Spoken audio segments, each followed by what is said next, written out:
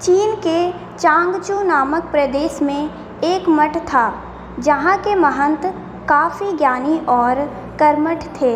एक दिन उन्होंने अपने शिष्यों को बुलाकर मठ के लिए भगवान बुद्ध की एक मूर्ति बनवाने की इच्छा प्रकट की। महंत बोले, इस कार्य के लिए आप घर घर जाकर धन संग्रह कीजिए, किसी से बलपूर्वक धन मत लीजिए। जो इच्छा वह सुखी से दे, उसी से लीजिए। शुभ कार्य हेतु धन संग्रह भी शुद्ध तरीके से होना चाहिए। सभी शिष्य अलग अलग दिशाओं में धन संग्रह हेतु रवाना हो गए। इसी प्रक्रिया में एक शिष्य को तिन्नू नाम की एक बालिका मिली। उसके पास एक सिक्का था।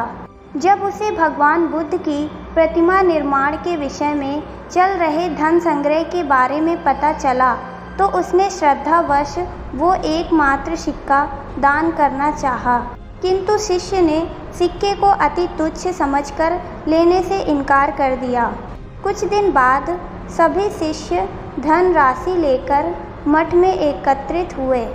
महंत ने मूर्ति का निर्माण आरंभ करवाया, किंतु अथक प्रयास के बाद भी मूर्ति संपूर्ण नहीं हो पा रही थी।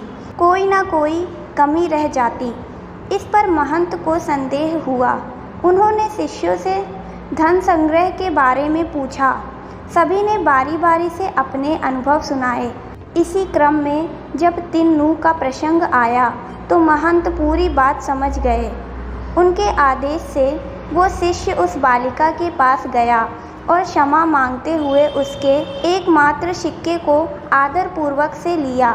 धातुओं के घोल में उस सिक्के को आदरपूर्वक ले लिया। धातुओं के घोल में उस सिक्के को मिला देने पर सहज ही एक सुंदरतम मूर्ति का निर्माण हो गया। ये कथा श्रद्धापूर्ण दान की महत्ता को प्रस्थापित करती है। दान भले ही अल्प मात्रा में किया जाए, किंतु यदि वो संपूर्ण श्रद्धा भाव से किया गया तो जरूर सार्थक रूप से प्रतिफलित होता है और असीम पुण्यों का सृजन भी करता है।